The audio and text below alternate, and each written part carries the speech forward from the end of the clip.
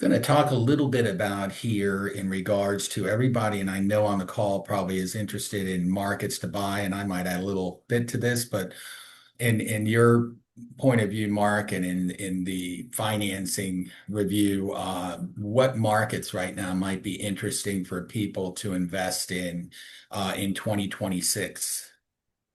Well, it's hard to speculate, of course, and every market is unique, and there's different factors that might affect a market more than others. So, and I'll give an example. Years ago, there was a big we have a whole team in New York City, and we do a lot of business there. There was a big um, Amazon headquarters that was all of a sudden going to be focused there, and it created a frenzy of buyers trying to buy in that area because property values they thought were going to go up, and then all of a sudden that contract got canceled, and all of a sudden that whole all that momentum shifted. So sometimes there's economic things that are happening in a certain neighborhood or a certain city that can impact things, manufacturing, things like that.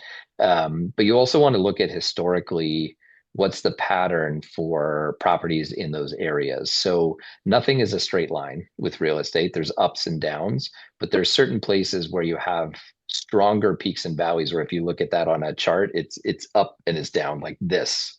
It's not like this. And depending on how much risk you're willing to tolerate, you want to be mindful of where you're buying. So one example I would say is the Florida condo market, right? It's a I would say generally a lower entry point, but it's a very saturated market. There's a lot of people that try to rent out condos in Florida. That's just the nature of it. So that market is naturally a little bit more volatile because as if there's oversupply, usually that affects prices negatively. And then when there's a lot of people, when the sunshine comes out and it's negative 10 degrees in New York, a lot of people from New York want to rent properties in Florida. So it makes sense. There's some pockets in Texas, I think, that are hot. There's some areas that, are sometimes seasonal, and you just need to be mindful of it. I would say the best thing to do is just study the market, understand what the things are that are affecting each market, and also look at one of the things that I personally look at in investing is buying in areas where the rents are relatively high relative to the prices that you have to pay to get those properties.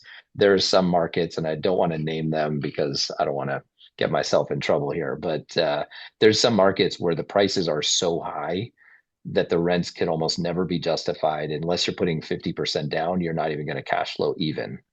Those are not the best places to invest, in my opinion, but that's what you want to look at. How much do you have to pay to get 3,000 of rent, 5,000 of rent, 10,000 of rent?